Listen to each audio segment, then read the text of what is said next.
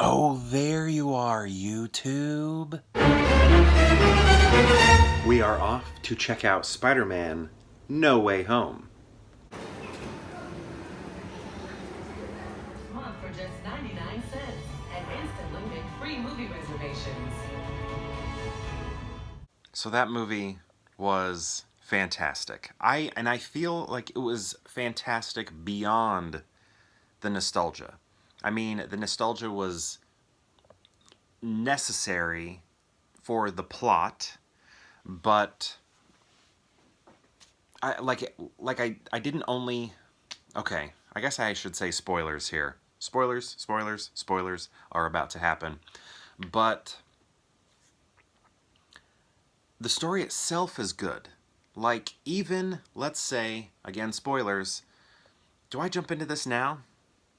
Even if things, it's, even if things from the other, okay, I feel weird about saying this because I've warned spoilers. Here we go. So, even if, I still can't believe this happened. Like, it was such a surreal experience. I, okay, even, let's say so there are multiple Spider-Men in this movie, right? Let's say it was just like Into the Spider-Verse, where it was a bunch of Spider-Men and Spider-Women or whatever that we, you know, whatever, we're not familiar with them. You know, just from different universes, we don't know them.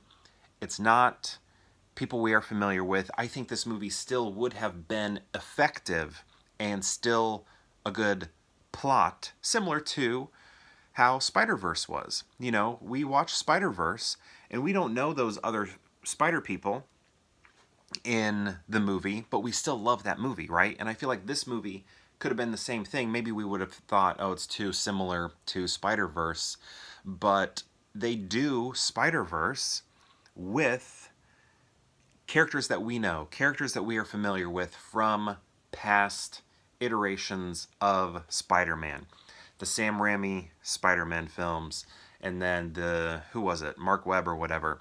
The Tobey Maguire, I'm saying it, the Tobey Maguire Spider-Man movies. Oh, my goodness. And then the Andrew Garfield ones too, which I was never a fan of. But this is the interesting thing about it. I've talked about this when talking about sequels and how can a sequel ruin the original movie, or are you just always so happy that you have the original movie that the sequel doesn't necessarily do that? This is interesting because I know it's not a sequel, but this sort of like cranked up my enjoyment of the Andrew Garfield Spider-Man movies because I'm not into those very much. Like, I was like, I watched him and then never thought about him again, you know? And I don't even think I was like that fond of them. It was just kind of like, eh. But I feel like everything I saw in this movie enhanced those movies. I thought, wow, I kind of want to watch those movies again. You know, maybe they weren't as bad as I was thinking, or maybe they were as bad, but now that I have this, they are better now because I can see how Andrew Garfield's Peter is Peter Parker is dealing with certain events that took place in his films. We're watching we got so much from his character even though he's he's in the movie. That's what I like about this. These weren't cameos. They were cameos, but they weren't like swift cameos like when we watched Jurassic World 2 and Jeff Goldblum shows up. You know, that was a waste of our time. That was infuriating. And like even Ghostbusters Afterlife, like that was kind of, you know, those were cameos. They didn't serve purpose in the plot really, but these bits did. The villains that came through, they were there for a while. They had to sit on set for a long time. They were a part of the movie. They weren't just quick, swift glimpses like, hey, we got these guys in here. It was great. It was so good and highly emotional. I mean, let me get to like the surface level nostalgia emotion because seeing Toby, my theater cheered. I mean, maybe that everybody's did. Maybe everybody's did.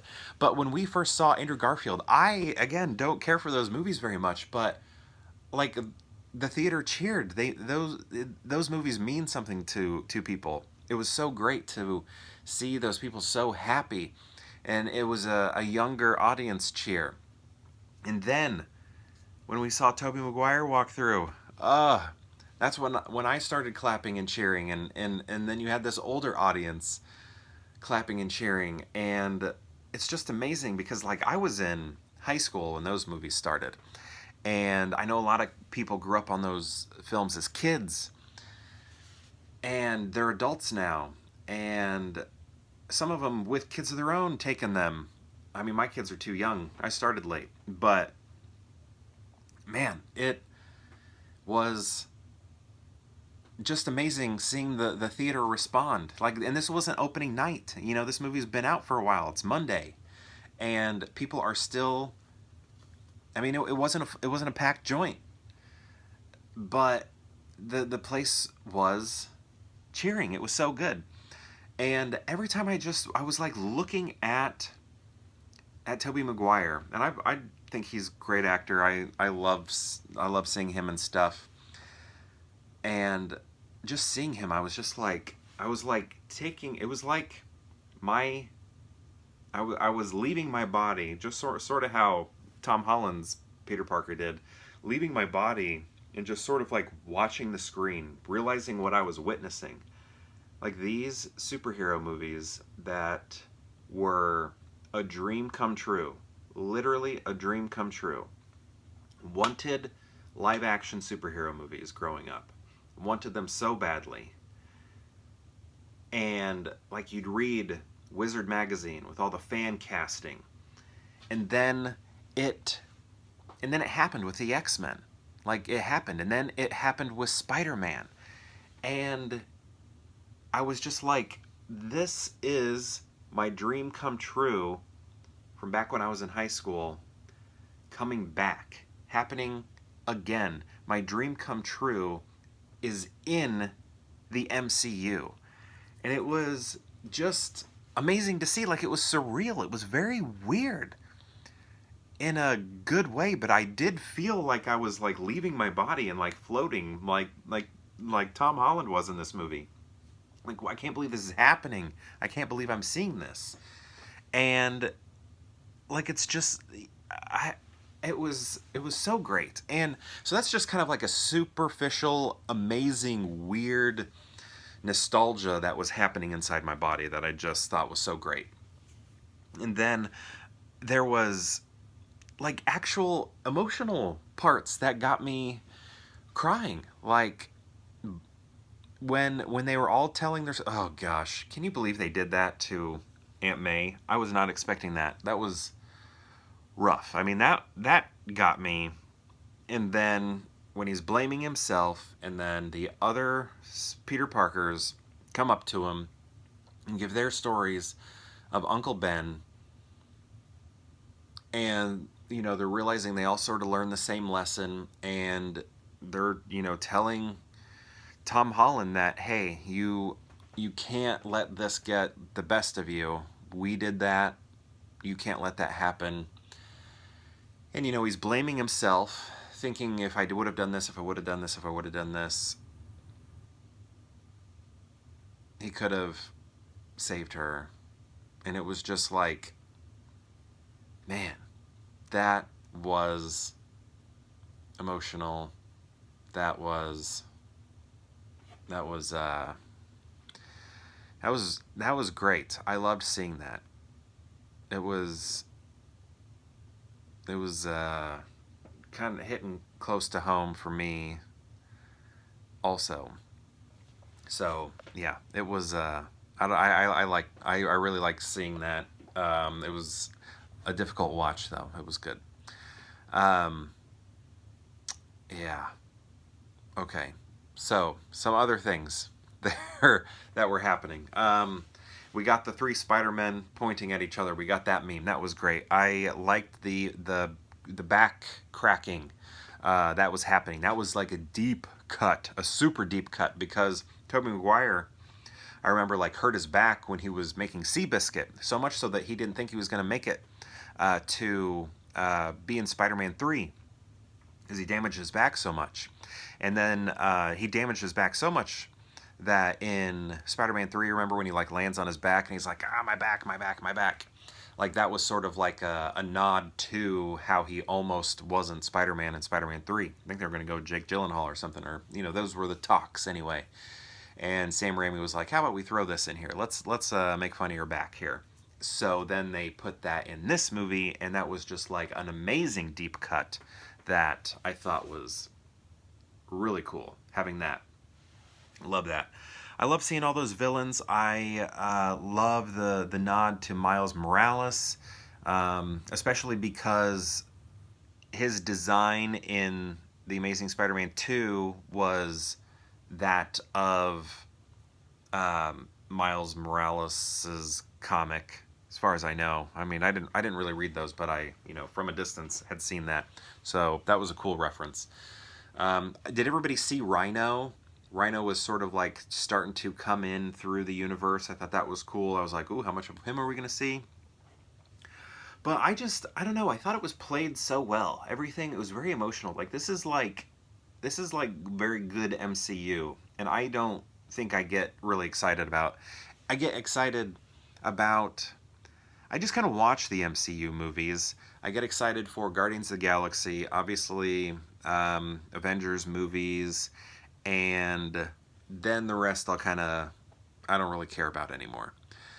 But this one was great. Like, I just feel like it's up there. Like, it's a top tier, top level MCU movie that it doesn't just blend in with the rest. A lot of them do. Like, I mean, I like Ant-Man a lot, but it just kind of blends in. So, yeah, I feel like this is some of their best work as a film. I think this is some of their best work. Like, I'd rank it up really high, very high. And like, I'm saying that beyond the nostalgia, beyond the Tobey Maguire, seeing him. Yeah, it was like, I just feel like we are working with some really good material here. Maybe it's similar, maybe it's overly similar to Spider-Verse in a way, but I feel like this is kind of where we need to go now, because I don't know, we've done it. Oh, here's the thing. Well, okay, let's talk about end credits that were and what should have been. So we got the one with Tom Hardy's Venom, so that was kind of cool because now those are all linked. But here's my question. Now, I haven't seen those movies, so you can probably teach me something. But why was... It seemed like the people were being drawn to Tom Holland because they knew who he was, right? They knew Spider-Man. They knew he was Peter Parker, right? Those people were all being drawn in. But in Tom Holland's universe, or sorry, Tom Hardy's universe, there is no... Did I say Holland earlier? I meant Tom Hardy. Tom Hardy's universe, there is no Spider-Man, right? As far as I know, there is no Spider-Man. So if there is no Spider-Man, why was he in the MCU? That doesn't make any sense. Why was he there? And then he like left off a little bit of symbiote, black goo, spawn, Venom goo, and so obviously we are going to get a Venom here in the MCU played by somebody. Maybe what if it's Tom Hardy? Maybe it's the Tom Hardy in this world. That would be cool. I'm down with that. I think that would be awesome. I think they should do that, actually. So I guess my question is, why was he here? Why was he there? And then the thing that I think should have happened, I think there should have been a mid-credits. We had a early credits and then end credits, and then I think there should have been a mid where we saw Andrew Garfield hugging Sally Field. Like, he comes home and he just like hugs Sally Field so hard. Like, just big hug. I love you. I love you. I love you. And I think that would have been great. He kind of, redeemed himself. I don't know if redeem's the right word, but, with MJ in this movie where he, lost Gwen in his movie. And that was great. Oh, love that. But I think that would have been a nice touch where he would have gone home and hugged Sally Field. That would have been good. And then I would have loved to have seen in another mid-credits scene where Tobey Maguire and Kirsten Dunst are together. Like, he comes home to her and hugs her and, you know, just, I don't know, something. I think that would have been great. I would have loved that. But I thought this was good. I think this is like some top-tier stuff from the MCU. This was good. And, yeah. Hit close to home in that one part. That was where you wish you could have been there to do something. That was very, very emotional. Good movie. I thought this was good. This was top level for the MCU. So yeah, I don't know what else I could add. I mean, I know I'm just a drop in the ocean of Spider-Man reviews here. So yeah, if you watched till the end, because I know this is very long, thank you so much. And perhaps I'll see you tomorrow for more Pure Hangout.